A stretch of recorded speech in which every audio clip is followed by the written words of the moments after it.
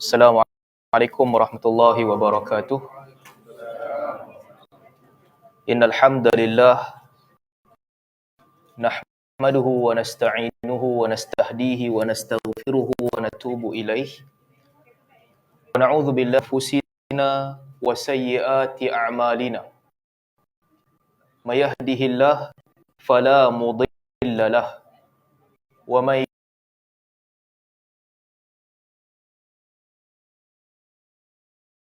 yashhadu anna Muhammadan 'abduhu wa rasuluh.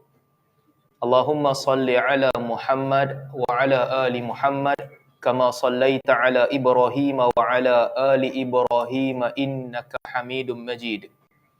Wa barik ala Muhammad wa ala ali Muhammad kama barakta ala Ibrahim wa ala ali Ibrahim innaka Hamidum Majid.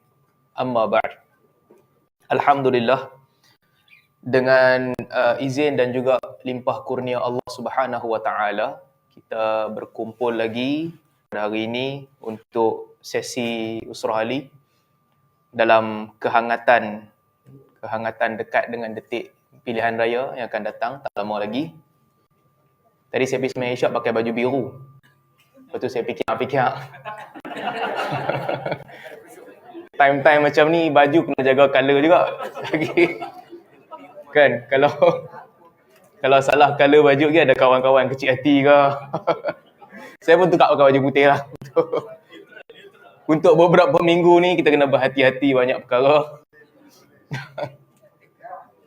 Ala kulli hal, tuan-tuan, ini mungkin pilihan raya yang paling menarik dalam sejarah Malaysia lah kot. Kan, ada pertembungan tiga parti yang saling bercakaran sesama sendiri. PN, PH dan BN bercakaran sesama sendiri. Setiap satu parti ni ada dua musuh politik dia. Kan? BN kata dialah yang boleh bawa kestabilan kepada negara. Undi PH, nanti China yang kontrol Malaysia. Undi PN pula, PN tak boleh buat apa-apa, tak cukup kursi katanya. PN pula kata PH dengan BN ada backdoor punya deal. Nanti kalau mereka menang, mereka gabung buat government. Undi kami, kita akan bagi kebaikan kepada negara. PH pula kata, kerajaan dia dulu dirompak. Kena kembalikan mandat kepada dia. Jadi ala kulli hal, berbeza pandangan, dan saya pun tak mahu nak sokong mana-mana secara terbuka. Kerana ini sebagaimana tuan-tuan kita sedia maklum lah kan. Politik adalah satu perkara yang sangat tak boleh dijangka. Semua perkiraan kita boleh jadi salah 180 darjah. Kita mungkin kira sesuatu, akhirnya yang akan jadi sesuatu yang lain pula. Itu yang kita belajar daripada pengalaman lepas. Maka disebabkan itu, kekallah ijtihad masing-masing, pilihlah yang paling baik. Dan dalam masa yang sama, saya sendiri berpandangan dalam bab ini, mungkin tak sesuai kalau digunakan hukum agama terhadap orang yang mengundi mana-mana parti. Sebab akhirnya perkiraan asas ijtihad. Orang yang anggap ini paling baik, dia ambil ini dengan perkiraan dia sendiri. Mudah-mudahan dia dapatlah manfaat dan juga ganjaran daripada Allah Subhanahu Wa Taala. Tapi nak guna dalil agama untuk katakan perjuangan parti itu betul ataupun salah, itu selagi mana selari dengan dalil, tak ada masalah lah kot. Cuma pada individu, saya punya pandangan tak ada lah dosa dan pahala di sini. Pilih mana-mana atas perkiraan masing-masing, ada lah kot. Ala kulli hal, itulah sedikit sebanyak tentang kehangatan pilihan raya yang sedang berlangsung pada ketika ini. Sebab kadang-kadang kita buat satu kaedah, sedangkan kaedah yang kita sangka baik itu membawa kehancuran kepada negara. Kan? Kadang-kadang kita confident dengan kaedah kita. Akhirnya kaedah itu membawa kehancuran. Dan kadang-kadang ada orang yang kita betul-betul sayang dia. Kita anggap dia salah satu daripada rakan pejuang. Tiba-tiba dia boleh corner, dia boleh jadi pengkhianat yang paling besar. Dan sebaliknya. Ini semua permainan politik yang mudah-mudahan Allah Subhanahu Wa Taala buka pintu hati kita untuk buat pilihan yang baik dan untuk pastikan yang paling baiklah yang memerintah negara. Itu untuk masa ni lah. Nanti kalau saya jadi calon mungkin lain pula nada dia. Selagi tak jadi calon nada dia macam ni je lah. Kita buat baik dengan orang semua sehingga kita perlu bergaduh dengan orang.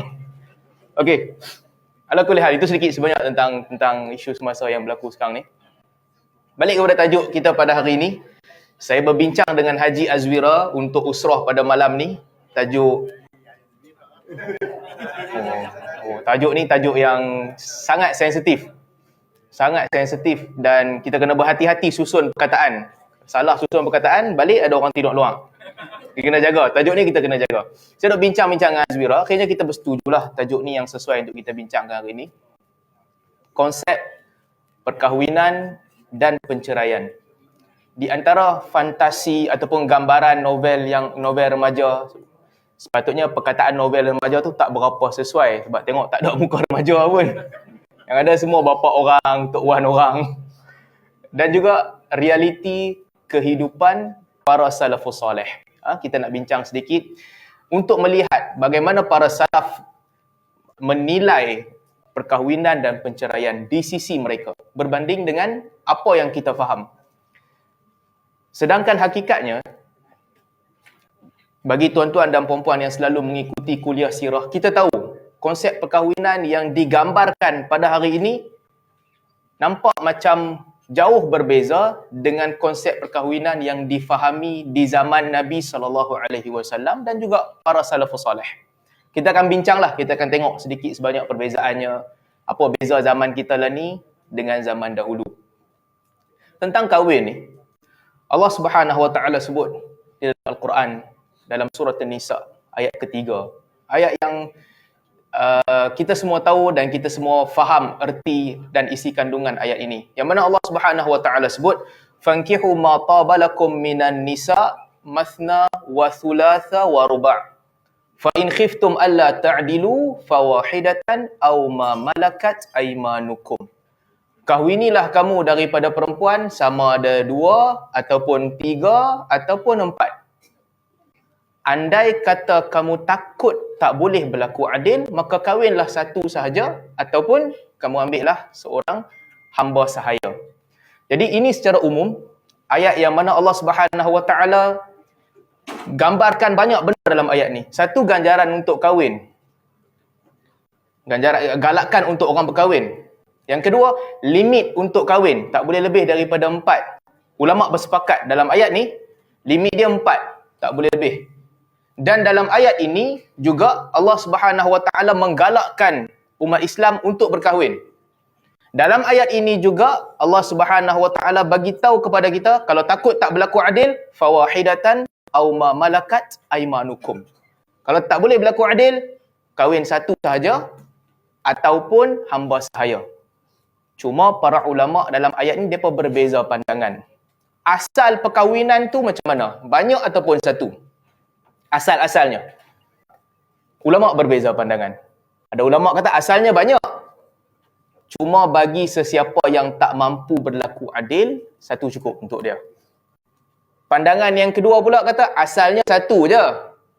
Sesiapa yang dia mampu dan berkemampuan untuk berlaku adil, dia boleh tambah. Di sini khilaf.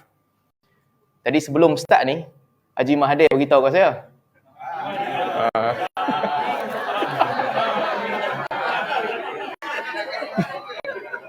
Sabar, abang bagi tahu apa? Dah, walaupun begitu, tapi saya kena berlaku jujur dah. Saya kena bagi tahu konteks story penuh. Cuma Haji Mahathir bagi tahu kat saya, jangan amat kat orang, dia yang bagi tahu.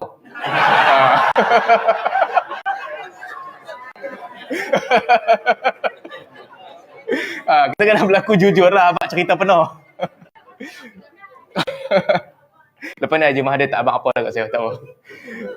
Haji Mahathir kata, Ustaz kena ulas ayat ni lah, sebab ayat ni penting, dia kata. Cuma dia kata, jangan abang, kata dia yang kata. Saya bagi tahu the whole story lah, apa yang berlaku. Jadi dalam ayat ni, Allah Subhanahu, yang marah ya. Dalam ayat ni, Allah Subhanahu Wa Taala bagi tahu kepada kita tentang perkahwinan. Digalakkan untuk berkahwin. Dan dalam masa yang sama, Al-Quran juga bagi tahu kepada kita tentang bagaimana menamatkan perkahwinan.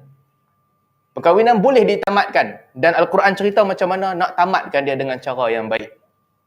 Ya ayuhan nabi, idza talaqtumun nisa fatalliquhunna li'iddatihinna wa ahsul iddah. Wahai Nabi, ayat ini ditujukan kepada Nabi SAW dan juga kepada orang beriman yang lain. Idza talaqtumun nisa, dan apabila kamu nak mentalakkan isteri kamu, maka hendaklah mereka ditalakkan pada waktu ketentuan yang betul. Waktu yang betul. Ada larangan tertentu. Tak boleh talakkan isteri setelah dalam keadaan dia suci yang telah disetubuhi. Tak boleh. Kena tunggu haid dulu. Lepas tu dia suci sekali lagi, masa tu baru boleh tolak. Talliquhunna li'iddatihinna. Nak talakkan ada masa yang tertentu boleh talak. Dan kiralah masa itu dengan betul-betul Allah Ta'ala sebut. Wattaqullaha rabbakum. La tukhrijuhunna min buyutihinna. Wa la yakhrujna illa an ya'tina bifahishatin mubayyinah. Janganlah kamu keluarkan mereka daripada rumah. Dan janganlah mereka sendiri keluar daripada rumah. Melainkan kalau mereka melakukan fahishah, perbuatan keji yang jelas. Watilka hududullah. Allah Ta'ala sebut, dan itulah garis panduan ataupun undang-undang Allah Ta'ala.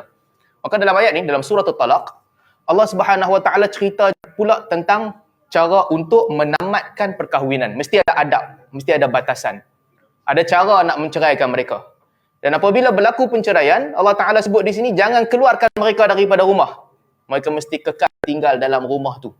Sehinggalah tamat tempoh iddah. Para ulama berbeza pandangan. Time bini tu tinggal kat rumah, laki nak duduk mana? Kalau berlaku penceraian. Ada ulama berpandangan, laki tu dia boleh duduk juga, cuma mereka tidaklah duduk sekali bersama.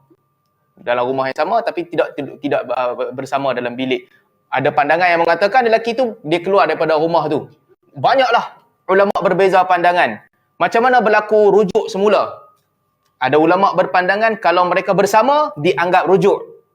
Ada ulama pula berpandangan tak, hanya dianggap rujuk kalau mereka lelaki itu lafazkan rujuk. Jadi ada banyaklah perbezaan pandangan. Cuma dalam ayat ni Allah Subhanahu Wa Ta'ala cerita pula tentang adab-adab apabila berlaku penceraian. فَإِذَا بَلَغْنَا أَجَلَهُنَّ فَأَمْسِكُوهُنَّ بِمَعْرُوفٍ أَوْ فَارِقُوهُنَّ بِمَعْرُوفٍ. Dan apabila sampai tempoh iddah tu, dah sempurna tempoh iddah, pada ketika itu kamu mesti membuat keputusan.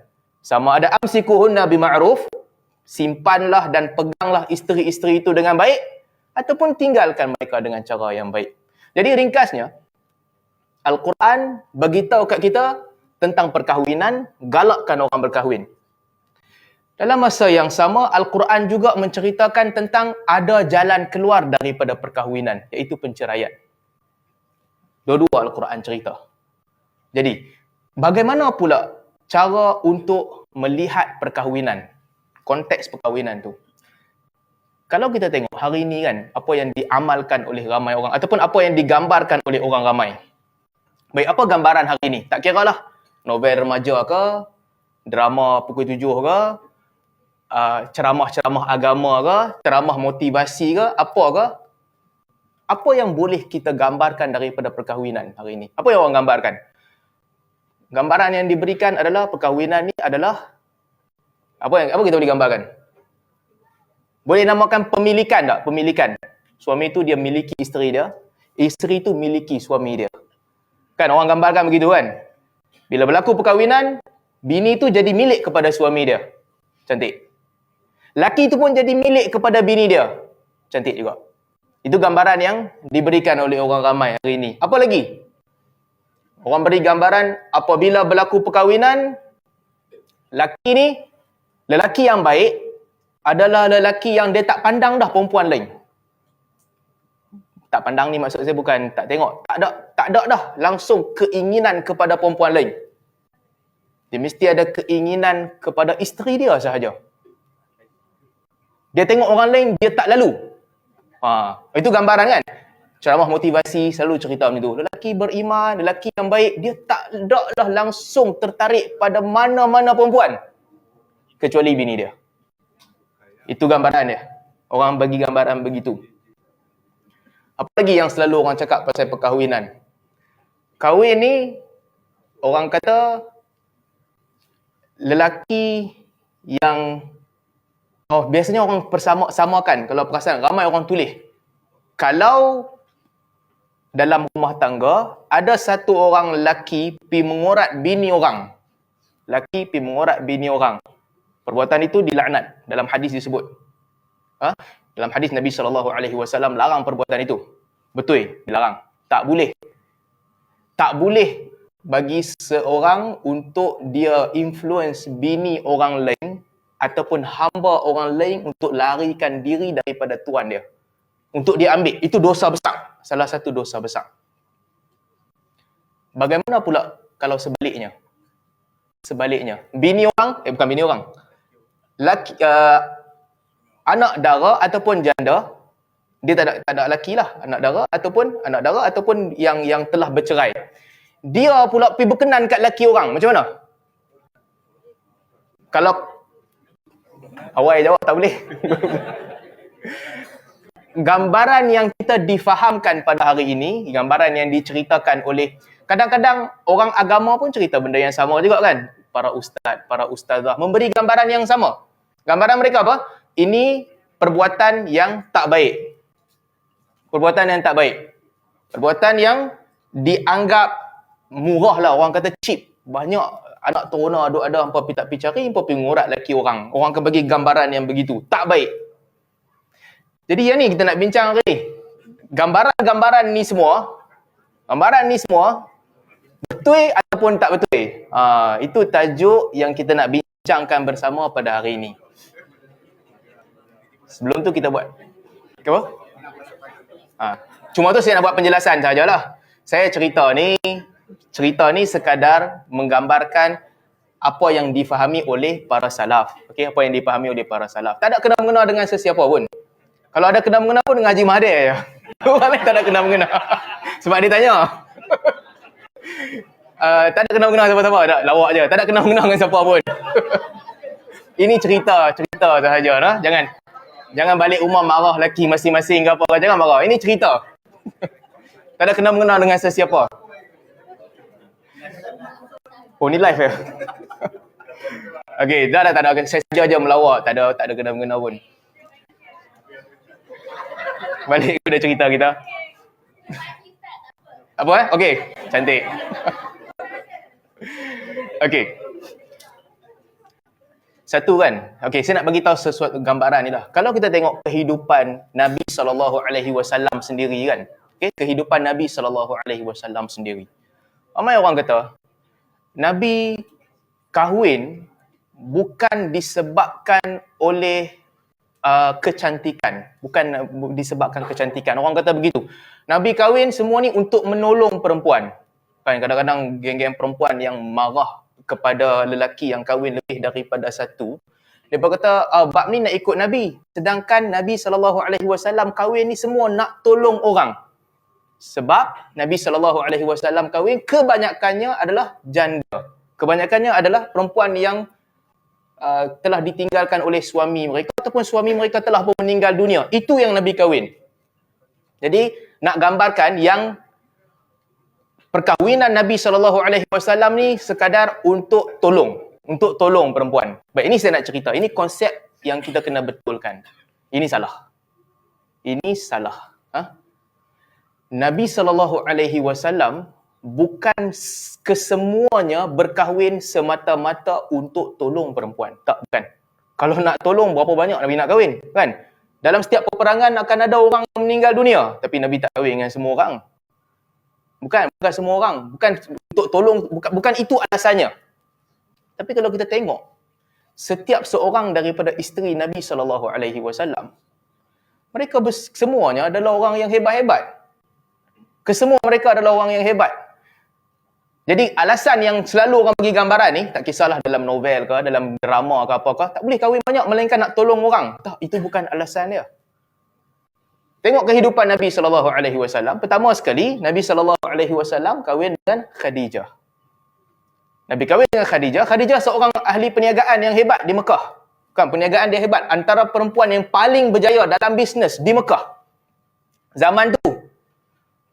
Di Malaysia siapa perempuan paling berjaya bisnes? Tak mahu sebut nama lah. Tak sama lah. Jauh lah beza kan. Tapi okey. Haji Basit tengok dia tengok angle lain. Nabi berkahwin dengan Khadijah radhiyallahu anha. Ahli perniagaan yang paling hebat di Mekah. Satu. Kemudian apabila Khadijah radhiyallahu anha meninggal dunia, ketika itu anak-anak Nabi SAW masih kecil, Nabi kahwin pula dengan Saudah binti Zam'ah. Saudah binti Zam'ah, dia telah berkahwin dan suami dia telah meninggal dunia dan Saudah berpengalaman. Jadi, di samping tolong dia, mungkin tolong dia satu bab yang kedua, apabila Nabi SAW kahwin dengan Saudah binti Zam'ah, dia telah membantu membesarkan anak-anak Nabi SAW.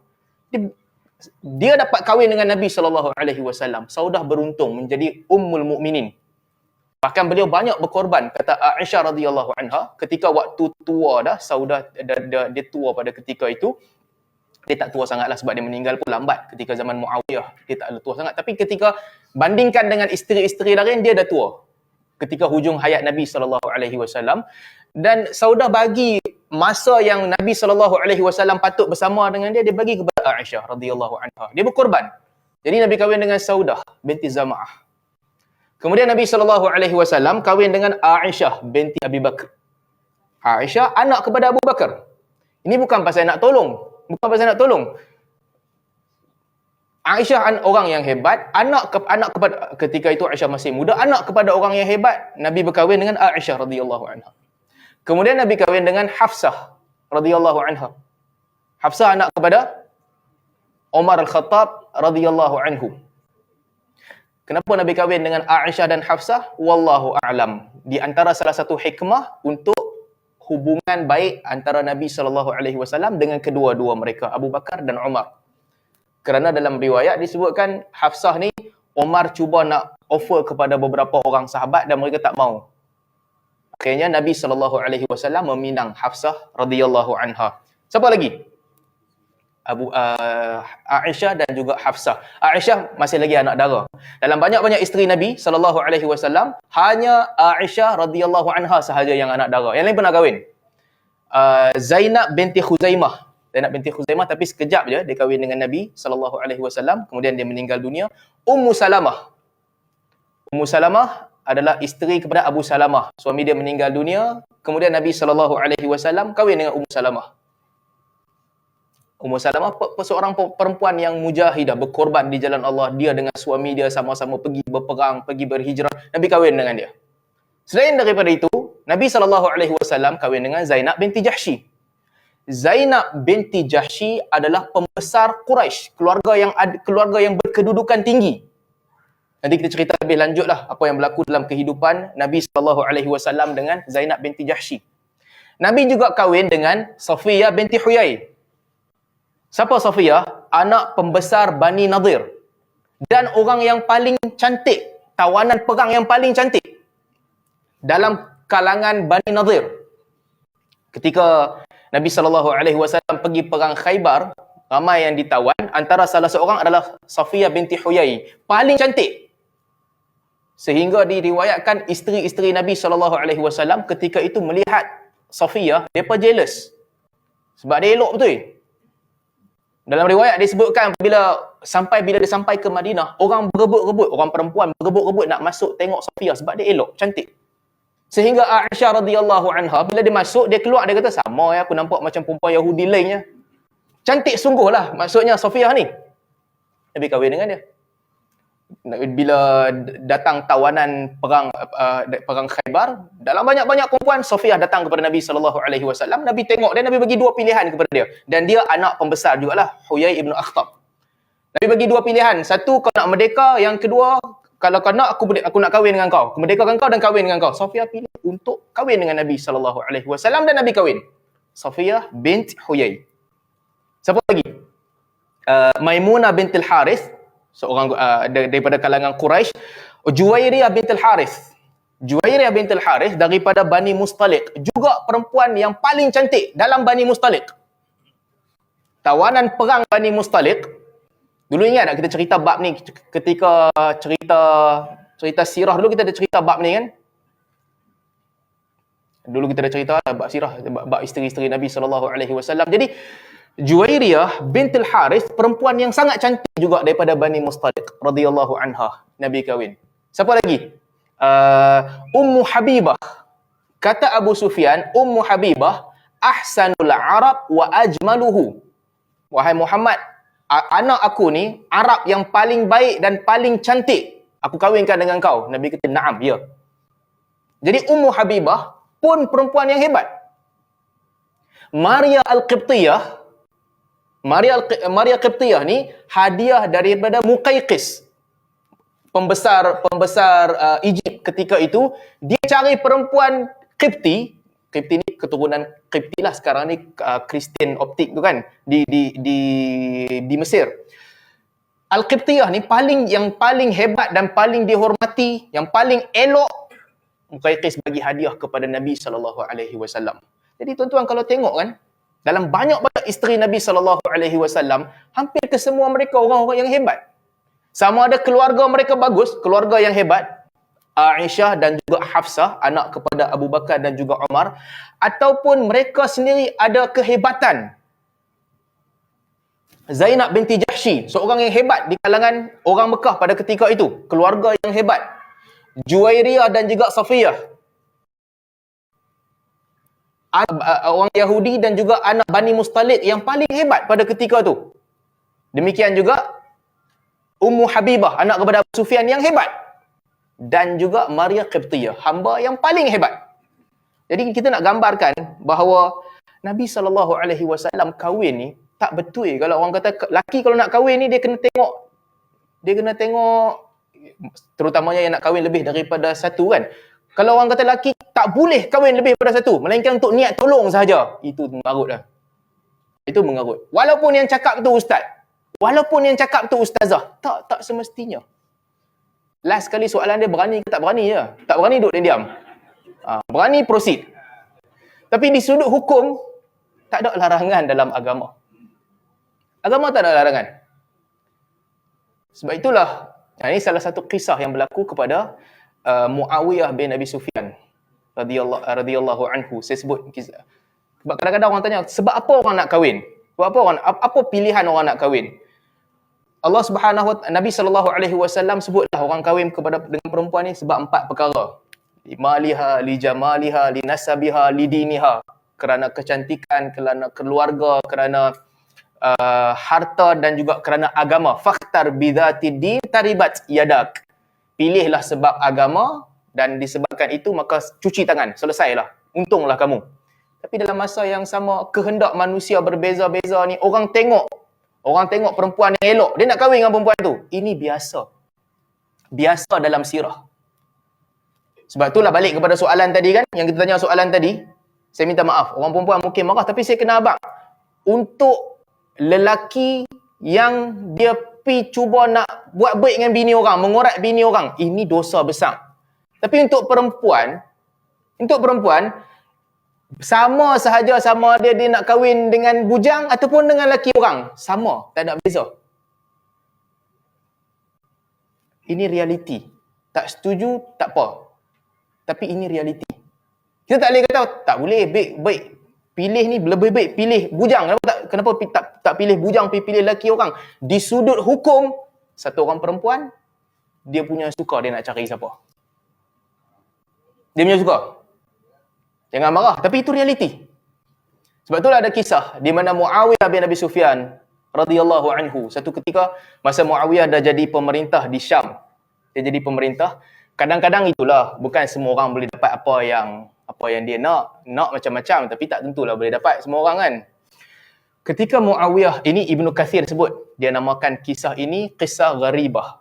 Satu kisah yang pelik. Cuma jangan ambil hak orang lah, itu yang penting, jangan ambil hak orang.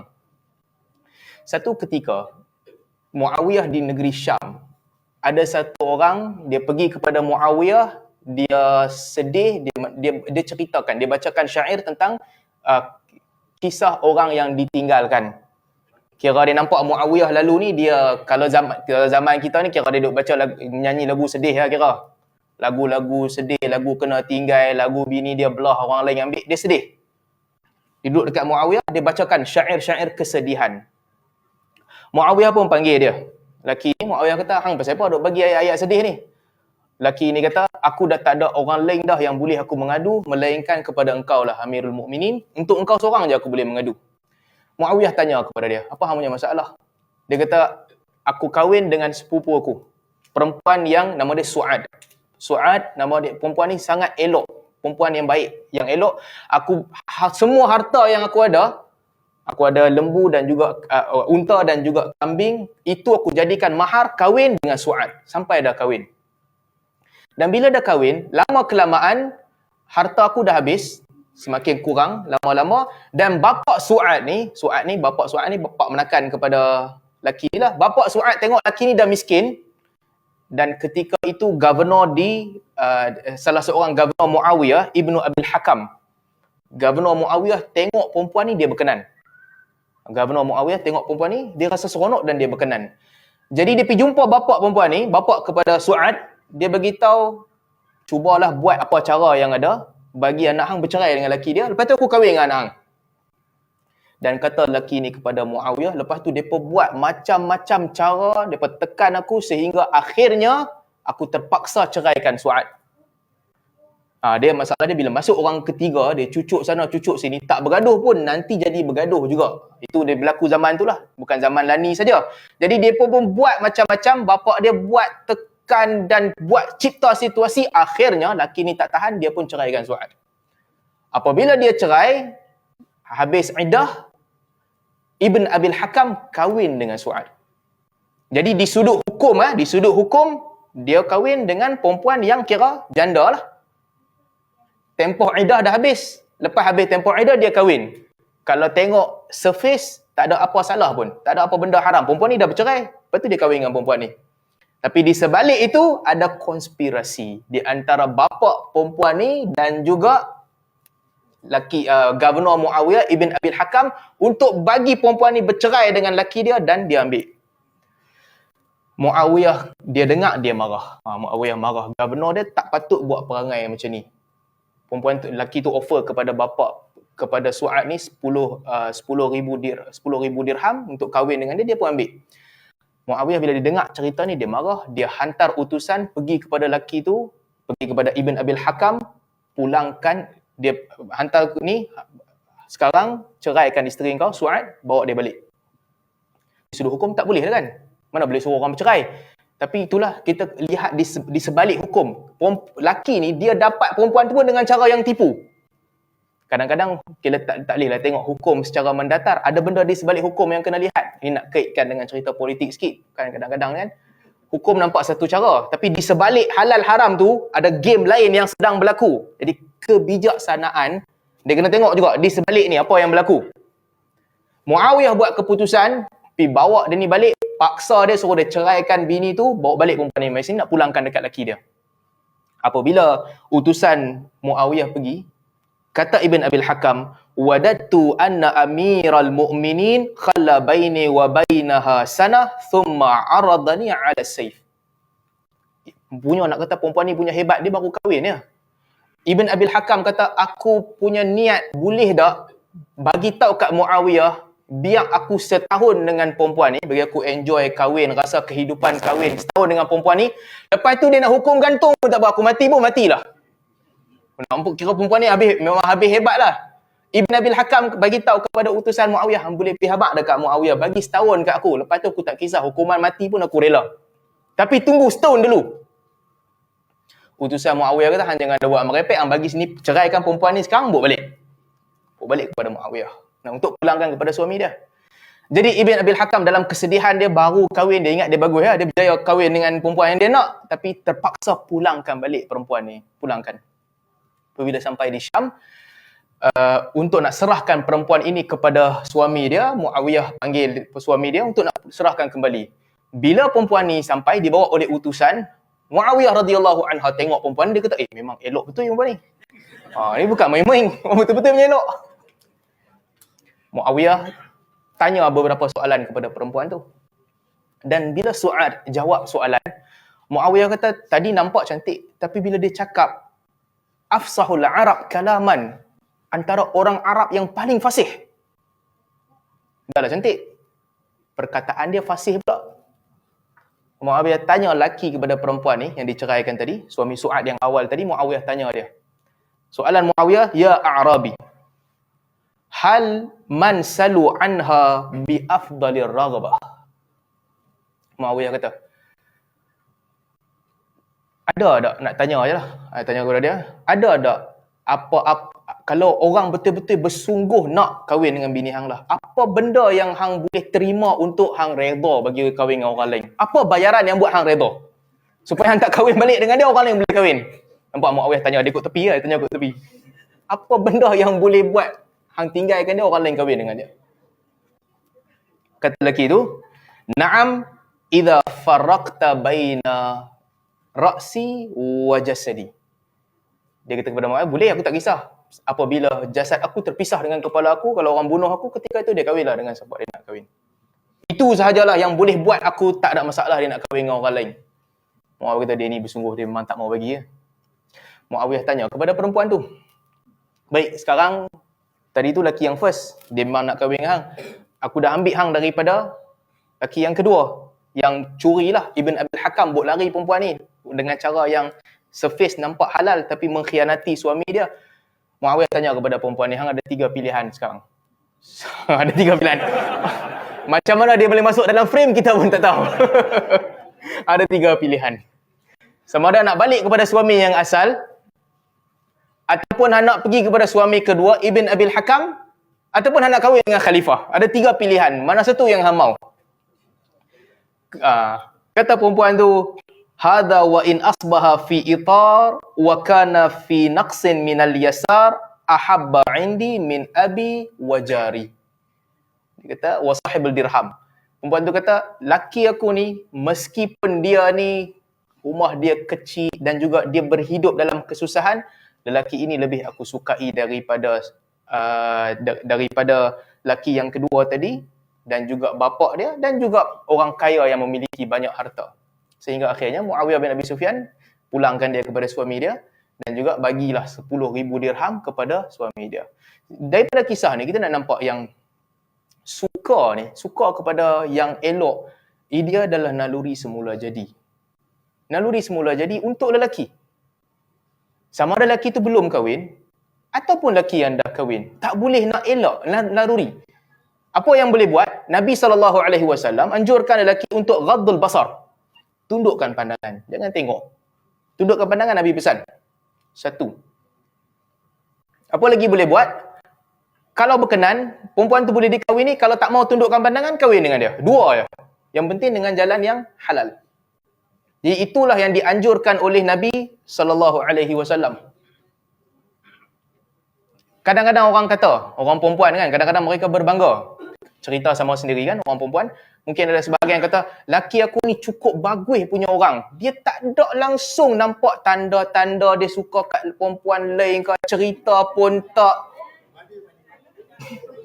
Cakap pun tak. Tunjukkan interest, langsung tak ada interest. Jangan sebut nama, tak baik. Kadang-kadang kan, kalau ada perempuan dia cerita macam tu, dia lelaki dia ni memang habis baik punya orang. Baik macam mana? Kalau baik tolong buat kerja rumah, okey, alhamdulillah ramai lelaki. Nabi SAW pun begitu. Tolong isteri buat, wa kana yakhdumu ahlahu. Menolong isterinya, idza hadaratis salah dhahaba ila salah. Idza uhdiratis salah dhahaba ila salah. Bang azan je Nabi pergi masjid, Nabi tolong. Kalau perempuan tu kata laki dia cukup baik, tolong semua kerja rumah, itu bagus. Sunnah Nabi SAW. Kalau perempuan tu kata laki dia ni cukup bagus, perkataannya baik, dia tak pernah menyakiti bini dia, tak pernah memukul ataupun cakap kasar dengan bini dia, itu pun sunnah. Tapi kalau perempuan kata laki aku ni tak nampak langsung dia ada interest pada perempuan lain, langsung tak ada, depan mata dia aku sajalah. Qalban wa qaliban, secara zahir dan secara di sebalik pandangan. untuk orang perempuan, mungkin ini sifat terpuji. Sukalah lelaki dia begitu. Tapi standard lelaki, kalau lelaki macam tu, dia tak berapa ada lelaki lah. Dia macam ada kurang sikit lah kalau macam tu. Dia kurang kelelakian kalau begitu. Sebab kita tengok kehidupan Nabi SAW dan para sahabat, begitulah kehidupan mereka semua. Bahkan, ada kes di mana setelah Nabi SAW berkahwin dengan beberapa perempuan yang kita sebutkan tadi, Ummahatul Mukminin, ada yang nak offer lagi kepada Nabi SAW. Dalam riwayat Muslim disebutkan, Sayyidina Ali radhiyallahu anhu datang kepada Nabi SAW nak offer kepada Nabi. Ya Rasulullah, malaka tanawwaqu fi Quraisy wa tad'una. Ali kata kepada Nabi SAW, wahai Rasulullah, kenapa engkau kahwin dengan semua perempuan Quraisy dan engkau tinggalkan kami? Maksudnya kenapa tak kahwin dengan Bani Hashim? Tak ada bini Nabi Bani Hashim. Semua perempuan Quraisy Nabi kahwin, Bani Hashim Nabi tak kahwin. Ahlul Bait, lebih baik kahwin sama-sama kita Ahlul Bait. Kan geng-geng kita Ahlul Bait katanya tu kan. Sayyid kahwin dengan Sharifah ya kan, dia pun suka jaga kan. Ali beritahu kepada Nabi SAW sama, wahai Rasulullah, kahwin banyak dah dengan Quraisy, pasal apa tak kahwin dengan geng kita Ahlul Bait? Nabi SAW tanya kepada Ali, wa indakum syai'? Siapa yang nak recommend? Siapa yang ada? Kata Sayyidina Ali kepada Nabi SAW, na'am bintu Hamzah. Ali kata, anak Hamzah ada tak kahwin lagi seorang? Bolehlah kalau Nabi nak kahwin Ahlul Bait sama dengan kita. Kata Nabi SAW, innaha la tahillu li, innaha banatu akhi minar rada'ah. Nabi kata, anak Hamzah tak boleh. Kerana tidak dihalalkan kepadaku. Sebab anak Hamzah adalah ibnatu akhi minar rada'ah. Anak kepada saudara aku, saudara sesusuan aku. Jadi, Hamzah dan juga Nabi SAW, walaupun pak menakan dan anak menakan, saudara sesusuan. Jadi, Nabi tak boleh kahwin dengan anak Hamzah. Demikian juga Ummu Habibah radhiyallahu anha bagi tahu kepada Nabi SAW, ya Rasulullah, dia kata, halaka fi ukhti binti Abi Sufyan. Tak cukup dia dah kahwin dengan Nabi, Ummu Habibah, dia nak suruh Nabi kahwin dengan kakak dia pula. Ataupun adik dia. Ummu Habibah kata, ya Rasulullah, tak mau kau kahwin dengan adik aku, seorang lagi, anak Abu Sufyan. Nabi SAW bagi tahu, atuhibbina dhalika? Hang suka ke kalau aku kahwin dengan adik hang? Kata Ummu Habibah, ahabbu man syarikani fil khair ukhti. Aku suka saudara aku kongsi kebaikan yang ada pada aku. Kebaikan tu maksudnya kahwin dengan Nabi SAW. Kemudian kata Nabi SAW, fa innaha la tahillu li. Tak boleh, tak halal untuk aku berkahwin dengan adik-beradik kepada Ummu Habibah. Pasal apa tak halal? Laki tak boleh kahwin dengan dua orang adik-beradik. Dan juga tak boleh kahwin dengan perempuan serta makcik kepada perempuan tu. Tak boleh. Serentak. Kemudian kata Ummu Habibah, aku dengar Nabi SAW, orang duk gosip lah. Zaman tu pun gosip juga. Ada orang gosip kata Nabi nak kahwin dengan Durrah bint Abi Salamah. Durrah anak kepada Abu Salamah. Kata Nabi SAW, law annaha lam takun rabibati fi hijri ma ahallat li. Nabi kata, meskipun kalau Durrah ni bukan anak kepada Ummu Salamah, Nabi kahwin dengan Ummu Salamah, Nabi kata, meskipun kalau dia bukan anak Ummu Salamah, tetap tak boleh kahwin dengan aku. Kerana innaha banatu akhi minar rada'ah. Sebab dia anak kepada saudara aku daripada susuan, iaitu Abu Salamah. Jadi Nabi SAW kata kepada Ummu Habibah, aku tak boleh kahwin dengan Durrah. Dua sebab. Satu, aku dah kahwin dengan mak dia, Ummu Salamah. Yang kedua, bapa dia Abu Salamah adalah saudara sesusuan aku. Dan Nabi kata, fala tu'ridna alayya banatikum wala akhawatikum. Nabi kata ke Ummu Habibah yang ni last, tak payah duk recommend dekat aku anak-anak kamu dan adik-beradik kamu. Hang punya recommend semua tak boleh pakai. Macam tu lah kira, hanya dengan duk recommend. Sudah, dekat ni je. Jadi, perkahwinan Nabi SAW, demikianlah. Nabi kahwin dengan perempuan atas banyak pertimbangan. Orang tanya soalan kadang-kadang, pernah tak Nabi ceraikan isteri Nabi? Pernah tak? Ini soalan yang besar. Orang yang mengaji sirah patut kena tahulah. Pernah tak Nabi ceraikan isteri Nabi? Pernah tak?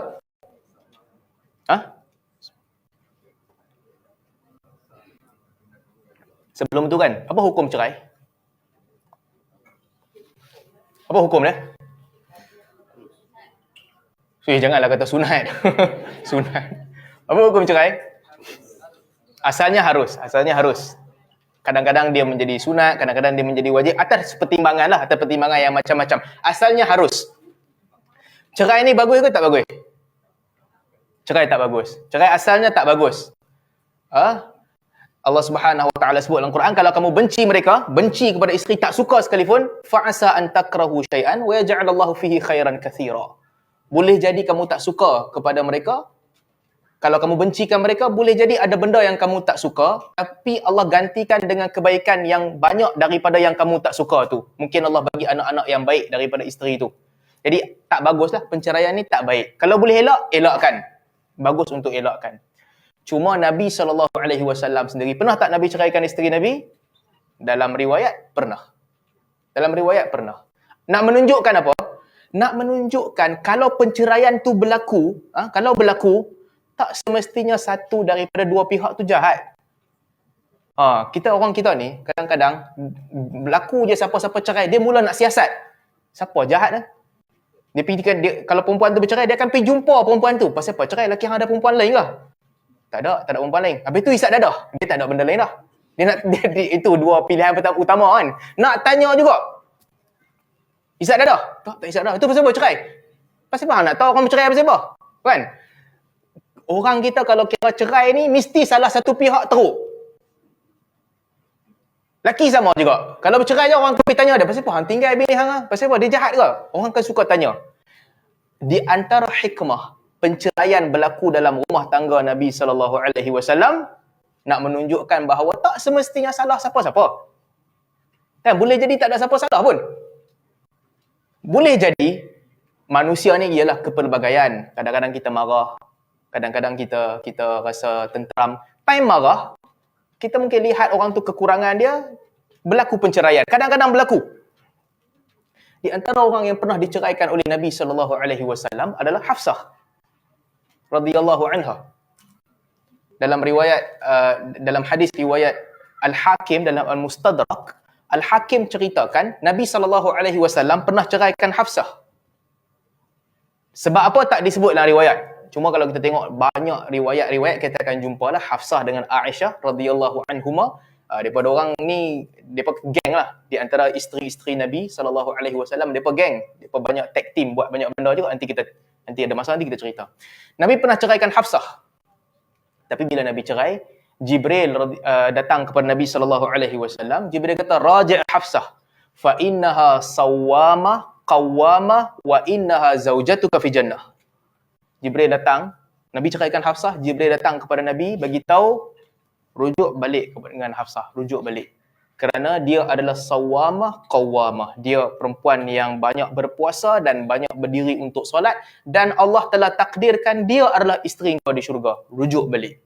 So ini keistimewaan Hafsah, special kedudukan dia.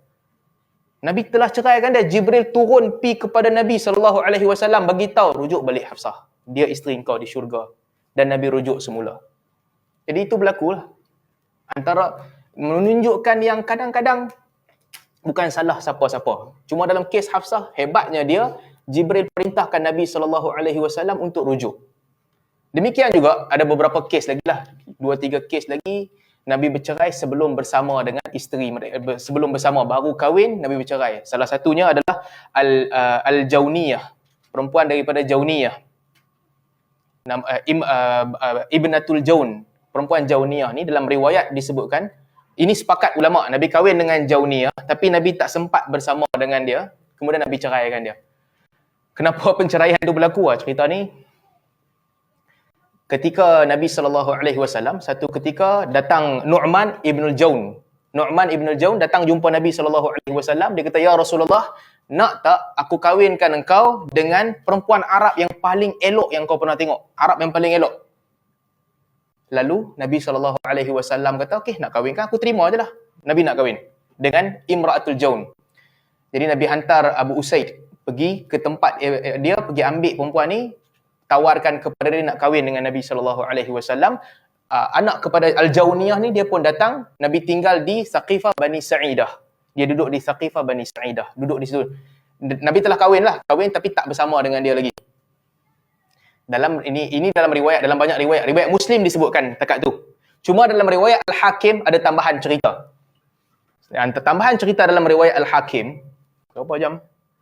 Baik.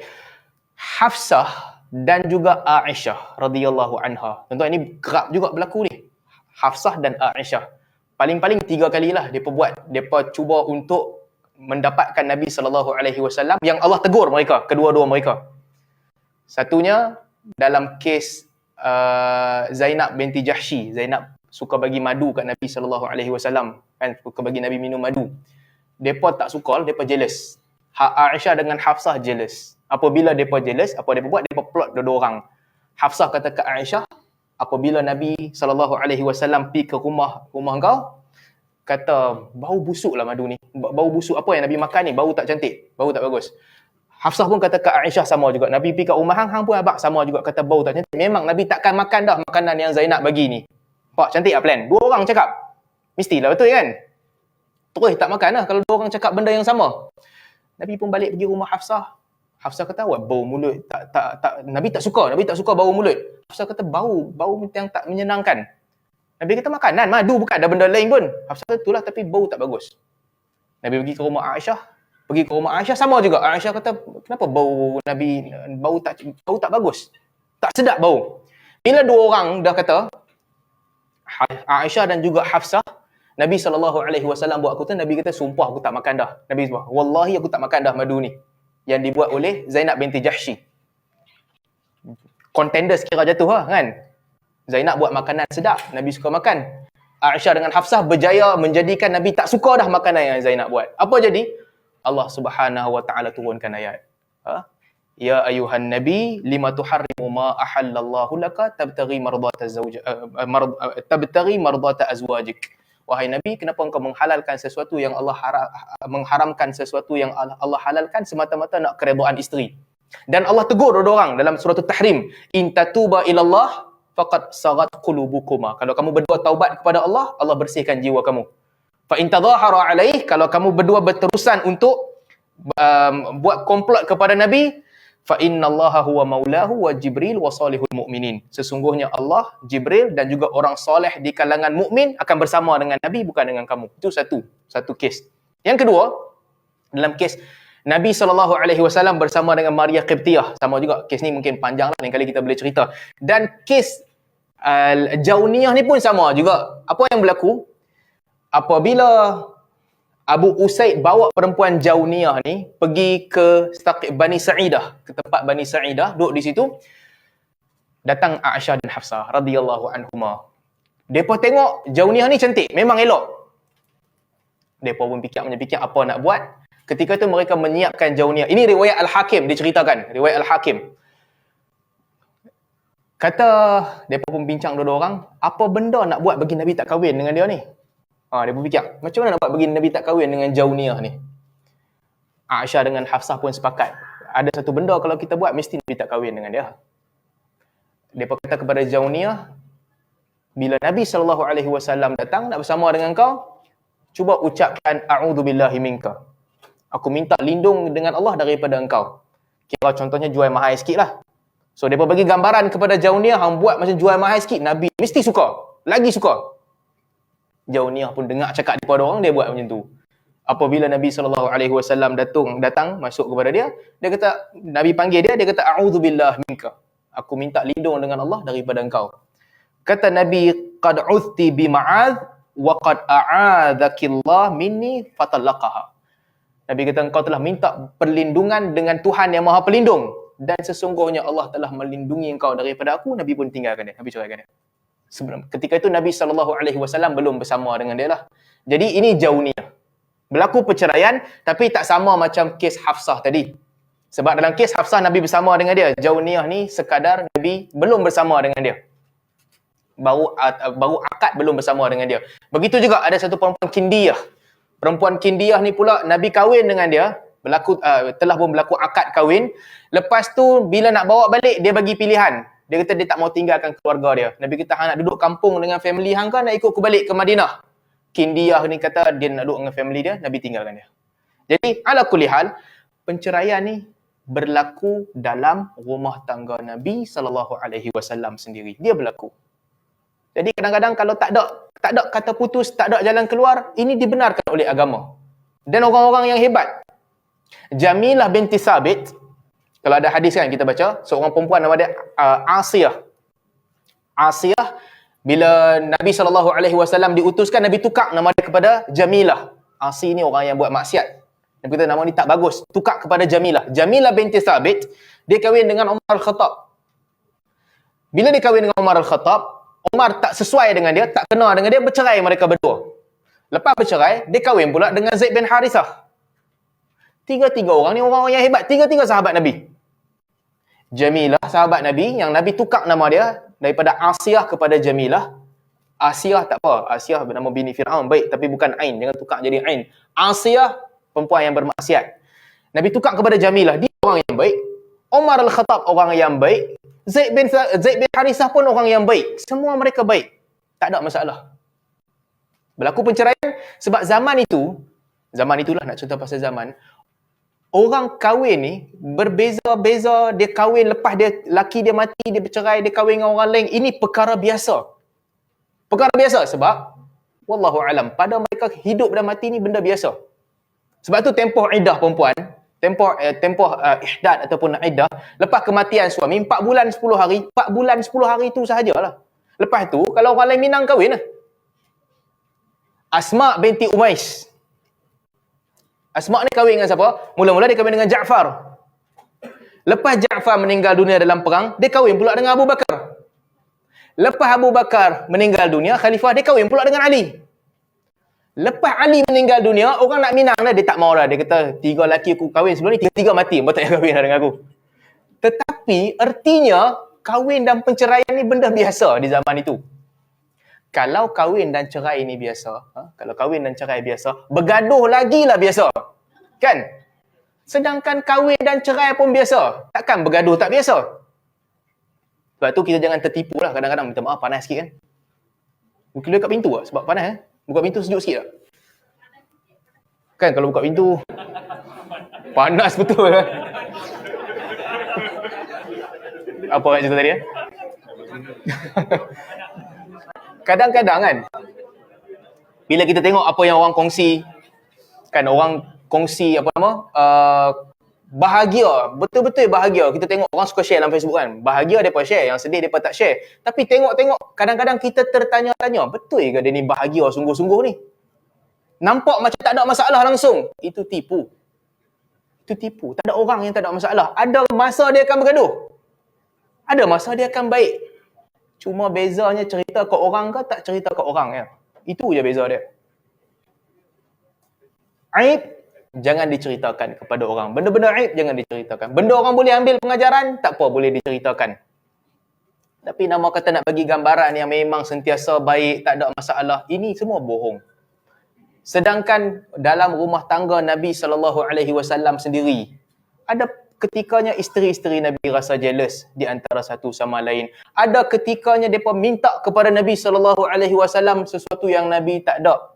Ada ketikanya Nabi tinggalkan mereka sebulan. Satu kes yang paling besar, Nabi tinggalkan sebulan. Ada ketikanya Nabi telah menceraikan Hafsah dan Nabi diarahkan untuk rujuk semula. Maksudnya ini semua benda biasa. Berlaku pada semua orang. Saya masa baru kahwin dulu. Cerita sikit lah baru kahwin dulu. Lepas tu baru berapa, sebulan, 2 bulan kot kahwin. Baru datang ke Qatar ni. Masa tu kita tengah seronok main PlayStation. Tengah-tengah main PlayStation. Baru kahwin kan, sebelum tu bujang, tak ada kerja, main PlayStation je lah. Lepas tu Ika kata nak cushion. Dia kata nak cushion. Saya pun tengah main PlayStation, tanpa fikir panjang, balinglah cushion dekat dia. Cushion dah sebelah ni. Cushion sofa tu, sambil main PlayStation, kita tengah main bola, time tu juga dia nak cushion. Kita pun baling dengan cushion. Baling, sambung lagi main PlayStation. Lepas tu dia diam lama. Lepas tu tengok menangis kan. Tentu menangis. Tengok apa hal dia ni menangis. Nak cushion, aku dah bagi cushion, menangis macam apa? Lepas tu tanyalah apa hal menangis. Nak cushion kan? Dia kata bukan nak cushion, nak lotion atas cushion. Oh, lain kali abang lah nak lotion. Penat yang kita baling cushion. Kau main PlayStation, nak cushion lah apalah. Ala kulli hal bergaduh ni kira benda biasa lah. Akan berlaku. Sedangkan itulah perceraian pun disebutkan berlaku biasa, jadi pergaduhan benda biasa. Cuma kalau boleh elak, elak. Ini tak akhirlah saya nak cerita satu benda ni. Ini penting. Dua contoh yang berlaku kepada dua orang Nabi. Dua contoh ni yang paling besar lah. Bab kahwin ni, bab kahwin, bab perasaan dan sebagainya, ini dua contoh yang Allah Ta'ala sebut dalam Al-Quran. Satunya, ayat ni penting. Nanti kalau ada masa kita boleh huraikan lebih panjang, dan sebab ayat ni kata Aisyah radhiyallahu anha, Aisyah kata, "Lau katama Rasulullah sallallahu alaihi wasallam syai'an mimma uhiya ilaihi lakatama hadhihi al-ayah." Aisyah kata, kalaulah Nabi sallallahu alaihi wasallam nak sembunyikan ayat Al-Quran, ayat ni Nabi pasti sembunyikan. Ayat ni betul-betul kena pukulan kepada Nabi sallallahu alaihi wasallam. Betul-betul. Kenapa ayat ni bagi pukulan kepada Nabi? Kadang-kadang ulama bincang, ayat mana yang membuktikan mukjizat Nabi? Ada orang kata abasa wa tawalla, di mana Allah Subhanahu wa taala tegur Nabi sallallahu alaihi wasallam. Kata Aisyah, ayat ni lagi betul-betul mencabar hidup Nabi. Di mana mencabarnya? Zainab binti Jahsy, balik kepada cerita isteri Nabi sallallahu alaihi wasallam tadi. Zainab binti Jahsy, dia jumpa Nabi sallallahu alaihi wasallam. Okey, dia jumpa Nabi. Dia tanya, "Ya Rasulullah, aku nak kahwin, bagi tahu dengan siapa aku patut kahwin?" Ada beberapa orang, Nabi kata kahwinlah dengan Zaid bin Harithah. Nabi kata kepada Zainab, kahwin dengan Zaid bin Harithah. Zainab kata tak mau. Sebab Zaid ni keturunan hamba yang Nabi merdekakan, jadi anak angkat Nabi. Keturunan biasa, Zainab keturunan tinggi. Dia tak mau, Nabi kata tak mau, tak apa. Allah turunkan ayat. Nampak? Dia punya kronologi. Allah turunkan ayat, "Wa ma kana lil mu'minin wala mu'minatin idza qadallahu wa rasuluhu amran ay yakuna lahumul khiyaratu min amrihin." Tidaklah wajar bagi mukmin lelaki dan mukmin perempuan kalau Allah memutuskan sesuatu, mereka buat pilihan lain. Turun ayat ni, Nabi pergi baca kepada Zainab binti Jahsy. Zainab kata, "Aku redha, aku kahwin dengan Zaid bin Harithah." Ini plot yang Allah Subhanahu wa taala susun sehingga kata Aisyah, kalau Nabi nak sembunyikan Al-Quran di sinilah. Bukan ayat ni, ayat lagi satu. Zainab binti Jahsy pun kahwin dengan Zaid bin Harithah. Apabila dia kahwin dengan Zaid bin Harithah, dah kahwin dah dengan Zaid bin Harithah setahun, Allah turunkan wahyu, Allah turunkan tunjukkan kepada Nabi SAW dalam mimpi Nabi yang Nabi akan kahwin dengan Zainab. Zainab tanya Nabi, nak kahwin dengan siapa? Nabi suruh kahwin dengan Zaid bin Harithah. Kemudian Allah turunkan dalam mimpi Nabi, Nabi akan kahwin dengan Zainab. Bila Allah turunkan dalam mimpi ataupun tunjukkan kepada Nabi SAW yang Nabi akan kahwin dengan Zainab, Allah turunkan ke dalam jiwa Zaid bin Harithah tak suka kepada Zainab. Zaid bin Harithah datang jumpa Nabi SAW, dia kata, "Ya Rasulullah, aku nak ceraikan Zainab." Apabila dia datang, apa yang Nabi buat? Nabi bagi nasihat dekat dia. Nabi kata, "Amsik alaika zawjak wattaqillah." Nabi kata, janganlah ceraikan, simpan Zainab dan bertakwa kepada Allah. Simpan dan bertakwa kepada Allah. Sedangkan Allah dah tunjuk dah kepada Nabi SAW yang Nabi akan kahwin dengan Zainab. Nabi kata kepada Zaid, jangan ceraikan dia, simpan dia dan bertakwa kepada Allah. Kemudian Zaid buat keputusan untuk ceraikan Zainab. Dia buat keputusan untuk ceraikan Zainab juga. Apabila Zaid bin Harithah ceraikan Zainab, Allah turunkan ayat ni. "Wa idh taqulu lilladhi an'ama Allahu 'alaihi wa an'amta 'alaihi amsik 'alaika zawjaka wattaqillah." Wahai Muhammad, ketika engkau berkata kepada orang yang Allah bagi nikmat kepadanya dan engkau pun bagi pemberian nikmat kepadanya, amsik 'alaika zawjaka wattaqillah. Simpanlah isteri engkau dan bertakwalah kepada Allah. Wa tukhfi fi nafsika mallahu mubdih. Dan engkau simpan dalam jiwa engkau apa yang telah Allah tunjukkan. Allah dah tunjuk dah Nabi akan kahwin dengan Zainab. Nabi simpan, tak bagi tahu kat Zaid. Wa takhshan nas wallahu ahaqqu an takhshah. Engkau takutkan manusia, takut apa kata orang nanti, sedangkan Allah lebih layak untuk ditakuti. Falamma qada Zaidun minha wataran zawwajnakaha. Apabila Zaid telah menceraikan dia, kami kahwinkan engkau dengan dia, iaitu dengan Zainab.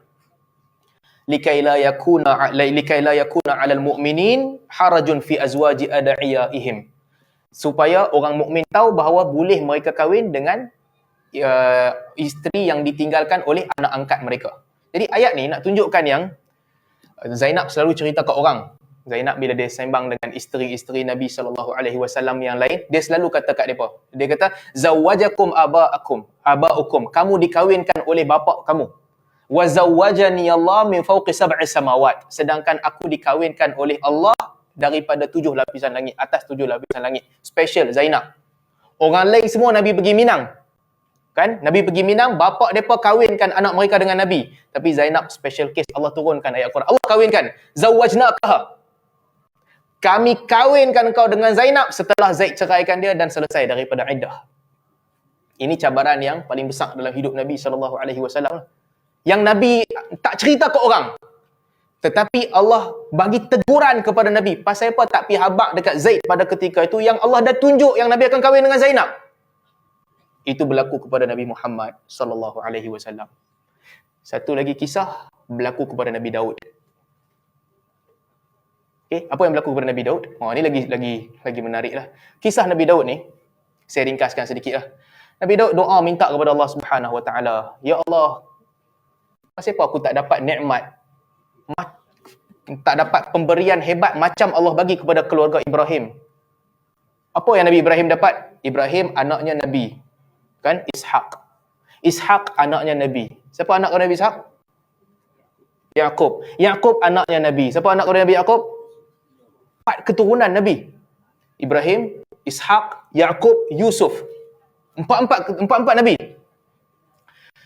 Nabi Allah Daud alaihi salam minta kepada Allah Subhanahu Wa Taala. Ini riwayat Israiliyat lah. Ibnu Abbas riwayatkan cerita ni juga, tapi tak disebut dalam hadis. Mungkin Ibnu Abbas ambil cerita ni daripada riwayat-riwayat Bani Israel.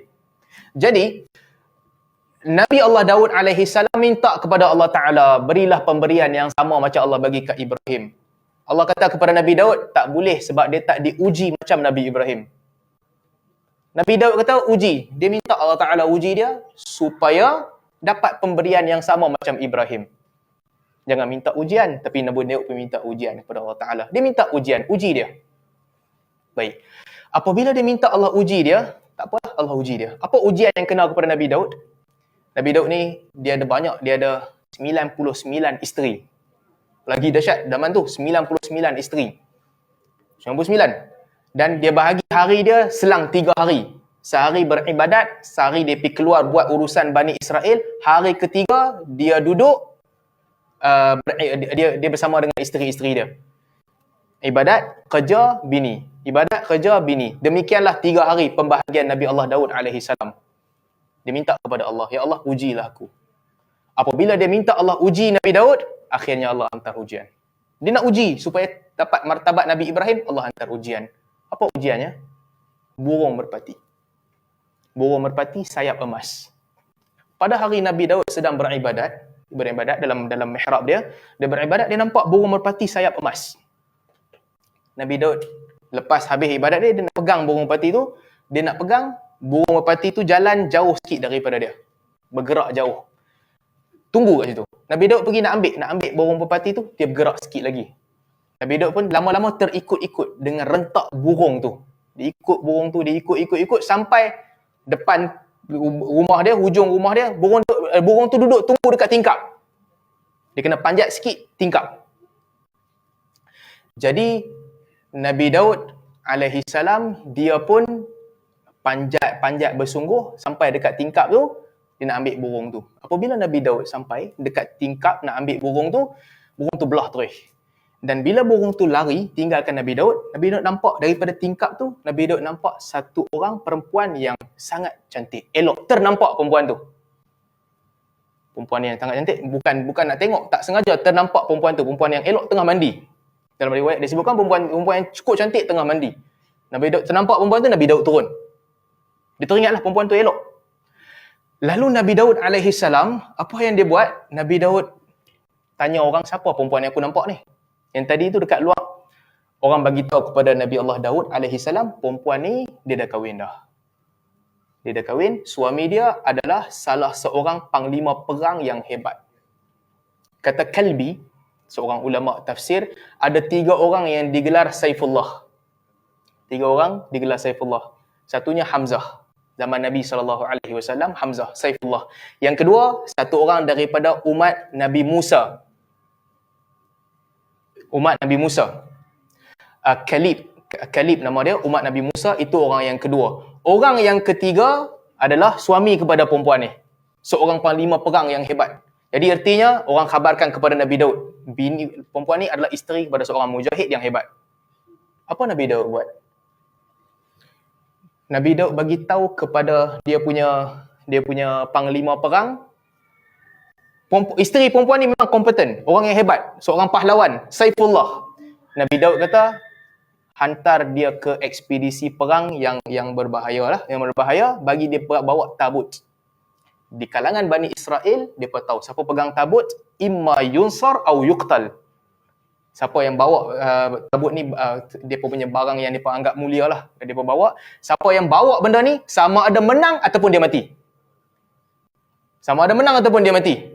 Laki kepada perempuan ni, dia memang kompeten, memang hebat. Salah seorang di antara yang hebat. Nabi Daud kata kat dia punya panglima, so laki perempuan ni bawa tabut, duduk depan sekali. Sama ada menang, Allah buka negeri baru di tangan mereka ataupun dia mati. Allah Subhanahu Wa Taala takdirkan laki dia mati. Laki dia mati.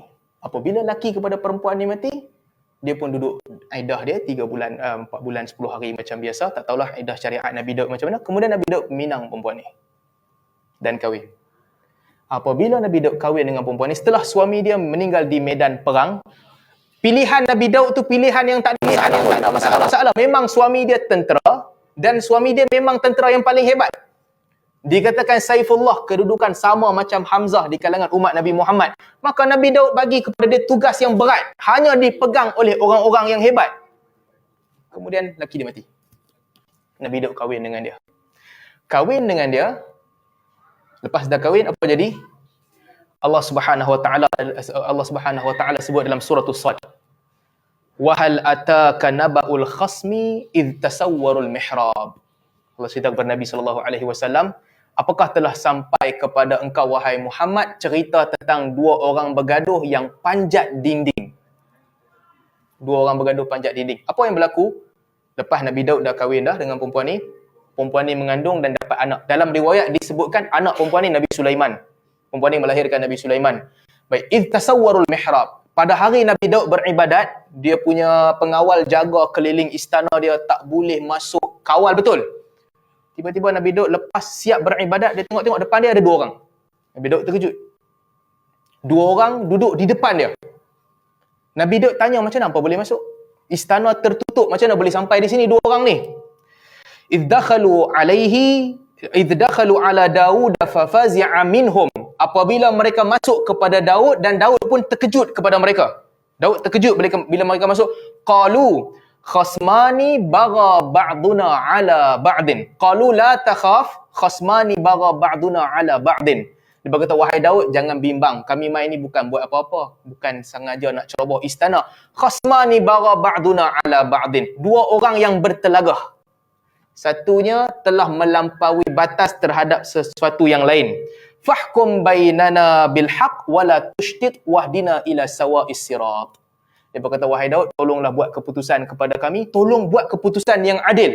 Buat keputusan yang adil dan tunjukkan kami jalan yang lurus, jangan zalimi kami. Nabi Daud pun dengar sedaplah hati. Oh, rupanya orang main nak tanya soalan. Masuk macam James Bond kan. Tiba-tiba duduk depan dia 2 orang. Bila tanya apa main pasal apa? La takhaf, jangan risau. 2 orang bergaduh nak tanya soalan je. Tolong utuskan, buat keputusan. Dia berkata kepada Nabi Daud, buat keputusan yang betul lah, jangan zalimi kami. Nabi Daud kata, okey. Beritahu apa masalah apa. Salah seorang ni kata, inna hadha akhi lahu 99 na'jatan wa liya na'jatun wahidah faqala akfilniha wa 'azzani fil khitab. Apa dia ni kata?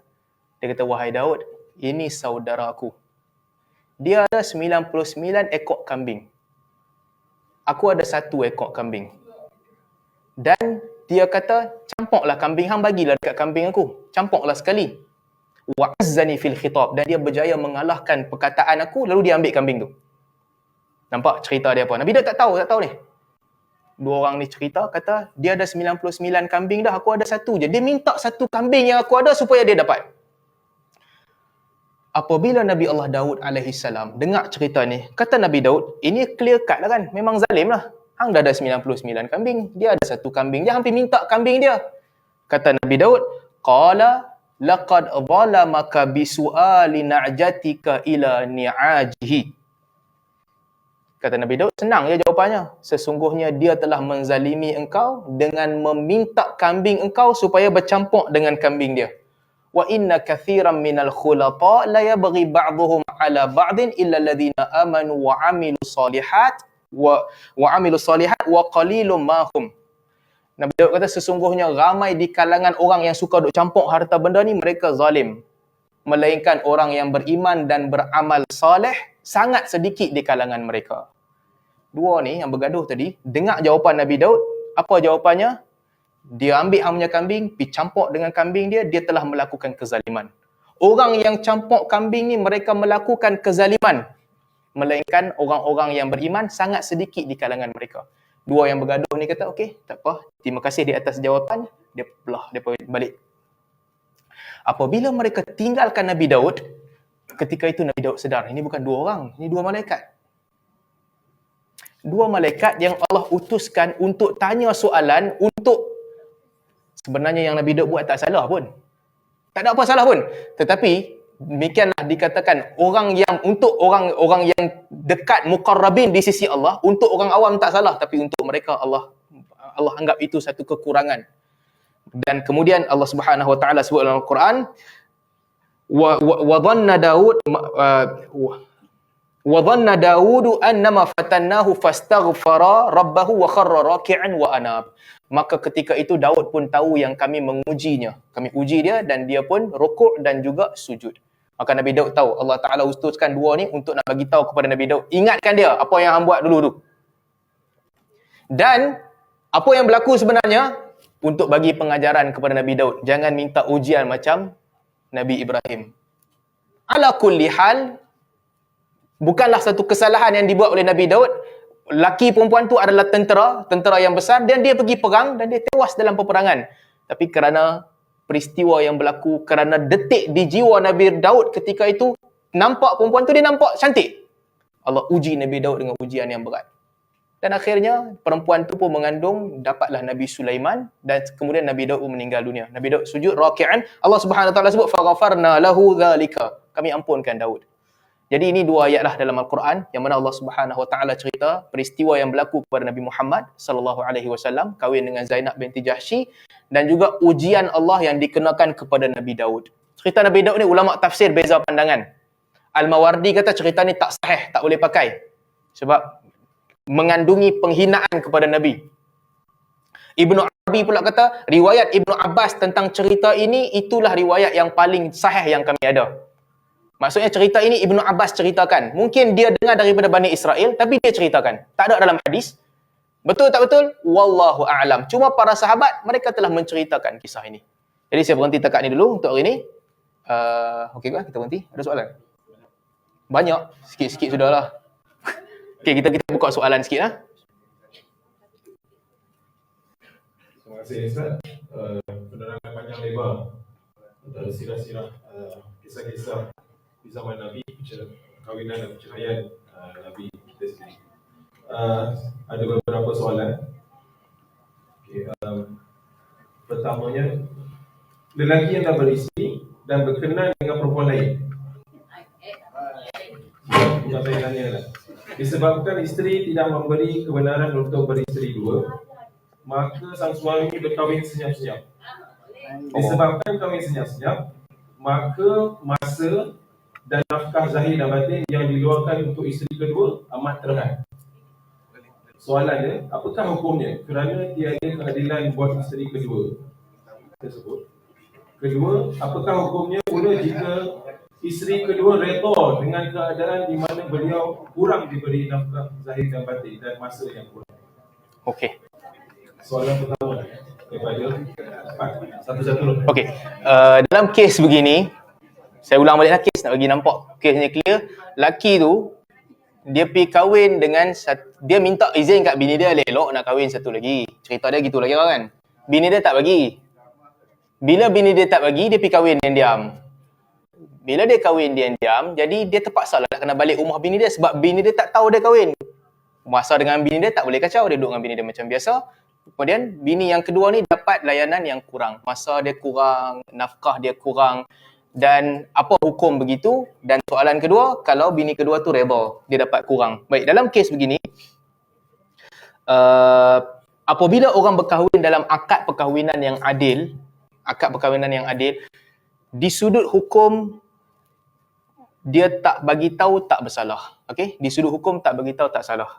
Cumanya pada saya, ini pandangan peribadi saya, kalau tak bagi tahu, banyak masalah yang akan timbul dan telah pun timbul. Sangat banyak masalah. Sebab itulah dalam mazhab Maliki, untuk kahwin tak diwajibkan ada saksi. Tak ada saksi tak apa, boleh kahwin. Syarat mesti ada i'lan perkahwinan itu. Tak ada saksi yang official tak apa, tapi mesti orang tahu perkahwinan tu. Ni saya nak join perempuan ni, saya masuk belah perempuan, saya nak bagi tahu ni, siapa nak kahwin tolong bagi tahu, jangan kahwin diam-diam. Tolong bagi tahu. Sebab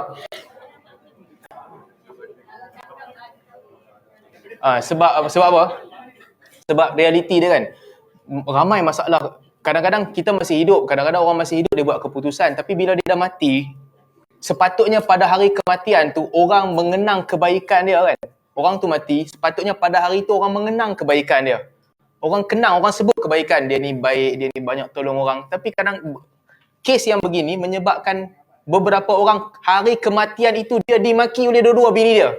Sebab time tu baru bini tua dia tahu dia kahwin lagi satu, tak abang. Daripada sedih, tukar mood, maki hamun terus. Celaka betul dia ni. Maki terus. Jangan buat begitu. Jadi, untuk mengelakkan benda-benda begini, bagi tahu. Kena bagi tahu. Sebab banyak juga kes yang kita jumpa akhirnya harta pusaka ada yang tak dapat, bini tua tak bagi harta kat bini muda bok lari, isu-isu begini akan timbul kalau tak bagi tahu. Jadi tolong, walaupun di sudut hukum tak bagi tahu tak apa. Pada saya dalam bab ini pandangan mazhab Maliki tepat. Kahwin mesti isytihar. Tak ada saksi pun tak apa. Bukanlah tak, saksi kenalah dalam mazhab Syafi'i, saksi rukun. Tapi lebih penting daripada wujud saksi itu, perkahwinan mesti diketahui. Ada orang tanya soalan, kadang-kadang kahwin lari macam mana? Bapak tak bagi kahwin, anak kahwin lari. Mungkin main hukum hakam fiqh, dia boleh lepas lah. Dia boleh kahwin lari, dia boleh pergi keluar negara dan sebagainya. Terlepaslah kahwin lari, dapat sijil. Tapi wajib bagi tahu. Jangan sembunyi. Dah balik, bagi tahu. Tu balik kepada soalan tadi, Haji Saufi tadi. Balik sana. Nak bagi tahu bila? Sebelum kahwin ke selepas kahwin? Itu ikut kebijaksanaan masing-masing lah. Ini saya tak bagi nasihat. Siapa rasa sebelum, buat sebelum. Siapa rasa selepas, dia punya suka. Yang penting kena bagi tahu. Kena bagi tahu. Ni Haji Basit kata, bukan saya kata. Haji Basit kata. Haji Basit kata. Memohon kemaafan itu lebih mudah daripada memohon izin. Itu Haji Basit yang kata.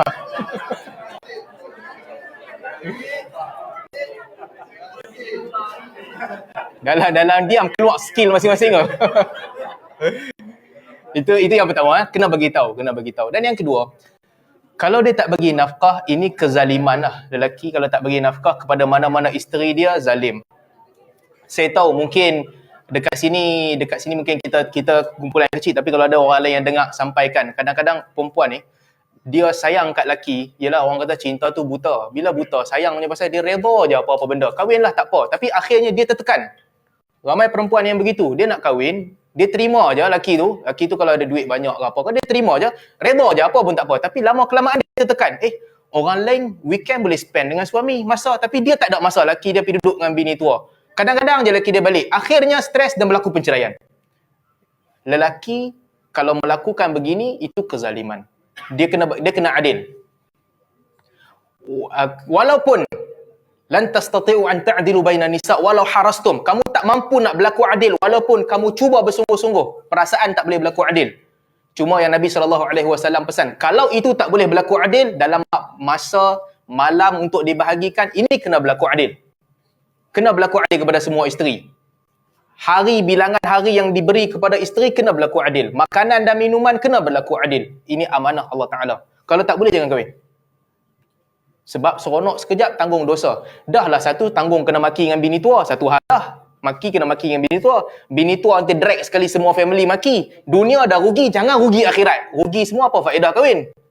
Jadi, adil. Itu kena adil. Melainkan, kalau bini muda tu, dia redha. Dia redha. Katakanlah bini muda tu dia dah settle down dengan baik, dia ada pendapatan, dia ada kerja, dia pun busy, dia sendiri terima. Boleh kahwin dengan aku, hang mai kat aku dalam sebulan 4 hari cukup. Contohlah. Bini tu kata sebulan 4 hari off day cukup. Hari lain tak payah mai. Nafkah batin sepanjang 4 hari. Nafkah zahir tak payah bagi pun tak apa. Bini dia setuju. Kalau bini dia setuju, misyar, orang nama nikah misyar. Jadi dalam kes begini, pada pandangan saya, tak ada masalah. Kalau bini tu setuju untuk meninggalkan sebahagian hak dia, untuk give sebahagian daripada hak dia untuk mendapat suami tu, ketika persetujuan itu dibuat waktu akad, tak ada masalah. Ini boleh. Tapi esok bini tu tak boleh minta lah. Tiba-tiba dia mula-mula dia setuju. Lama-lama dia rasa tak puas hati, dia minta lebih. Ketika itu, lelaki tu boleh ceraikan dia. Boleh ceraikan dia kalau dia minta lebih daripada apa yang telah dipersetujui. Jadi jawapan kepada soalan tu, 2 kes. Tidak berlaku adil, tak bagi nafkah, dosa besar. Kecuali kalau isteri tu bersetuju untuk meninggalkan sebahagian daripada hak dia. Dia nak sebahagian hak yang lain sahaja, ketika akad dipersetujui, tak ada masalah. Itu halal dan boleh teruskan. Wallahu a'lam. Soalan seterusnya, saya simpulkan soalan ini. Antara ramai yang berada di perantauan, lelaki yang keinginan yang bergelora. Jadi, apakah dan pasang niat untuk kahwin kontrak lah. Dari awal dah ada niat untuk cerai selepas beberapa tempoh yang dipersetujui.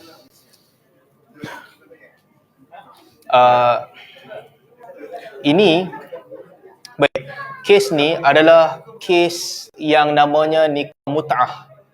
Nikah mut'ah, Syiah amalkan dia, iaitu nikah yang ketika nikah tu dia dah letakkan tarikh habis ataupun tamatnya akad itu.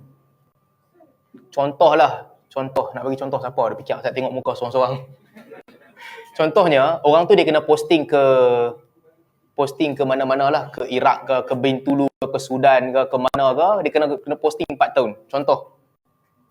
Jadi sepanjang 4 tahun tu, dia kahwin dengan satu orang perempuan dan buat kontrak, aku kahwin dengan 4 tahun ya. Lepas 4 tahun aku balik Malaysia, terminate semua relation. Cancel, macam tak kahwin langsung. Contoh. Itu namanya nikah mut'ah. Dia buat kontrak untuk ada tempoh tamat. Nikah mut'ah ni haram dengan kesepakatan semua ulama ahli sunnah wal jamaah. Tak boleh. Kecuali Syiah punya pandangan lainlah, Syiah benarkan nikah mut'ah. Cuma pada ahli sunnah wal jamaah ini haram. Jadi tak boleh buat. Perkara yang haram dan tak sah pernikahan tu. Kalau akad dan akad itu ada tempoh bila akad tu tamat, pernikahan itu tak sah. Baik, ini soalan kedua. Kalau dia tak ada akad pun, dia tak ada dia tak sebut ketika akad, tapi dia dah simpan niat siap-siap masa kahwin tu. Aku kahwin dengan 4 tahun dia. 4 tahun posting habis memang aku nanti cerai. Dia niat dalam hati dia tak bagi tahu kat Tok Qadi. Masa akad tu akad macam biasa, kahwin biasa, tapi dia dah simpan dalam kepala dia. Cukup time aku belah, tinggal hang. Ataupun dalam kes lain letak syarat siap-siap. Kadang-kadang perempuan yang letak syarat, aku boleh kahwin dengan hang, tapi syaratnya hang jangan keluarkan aku daripada negeri ni. The moment hang nak keluarkan aku daripada negeri ni, hang kena ceraikan aku. Syarat ketika perkahwinan tu dipersetujui. Baik, apa jadi dalam kes ni? Kes pertama tadi, dia berdosa. Akad tu sah ataupun tidak, akad tu sah. Zahirnya syarat-syarat akad tu dipenuhi, tapi dia telah bermain-main dengan hukum syarak. Dia nak kahwin. Ketika tu dia ada niat untuk ceraikan isteri dia. Jadi di sudut hukum, ini bukan nikah mut'ah. Tapi dia berdosa. Ini sama kes macam Ibn Abil Hakam tadi yang ambil bini orang. Di sudut hukum, clear. Hukum tak ada masalah. Perempuan tu dah habis iddah, lepas tu dia kahwin. Tapi dengan niat dia telah melakukan kesalahan. Kes ni juga sama. Walaupun di sudut hukum perkahwinan tu sah, tak ada tempoh tutup, tapi ketika kahwin dia dah niat, aku akan ceraikan hang ketika aku travel keluar daripada sini lepas 2 tahun, dia berdosa. Kes yang kedua tadi, kalau perempuan tu dia duk fikir sama juga. Dia fikir lelaki ni memang mai sini 4 tahun je. Dia letak syarat dia, kalau hang keluar daripada negeri ni hang kena ceraikan aku. Dalam keadaan dia dah plan siap-siap dah, lagi 2 tahun setengah kontrak dia habis, dia mesti keluar. Lelaki tu pun bersetuju. Ini bermain-main dengan syarat. Walaupun pernikahan tu sah, tapi ini bermain-main dengan syarat. Kalau tak tahu, tak apa. Tak tahu, perempuan tu cuma dia sayang sangat dengan keluarga dia, dia letak syarat. Aku boleh kahwin dengan hang, tapi satu syarat, jangan bawa aku keluar daripada negeri ni. Tapi akhirnya lelaki tu terpaksa berpindah, tak plan, terpaksa pindah dan dia suruh perempuan ni ikut, berlaku perceraian, itu okey. Tapi kalau dah pre-plan untuk tamatkan tempoh perceraian, samalah macam nikah mut'ah di sisi Syiah.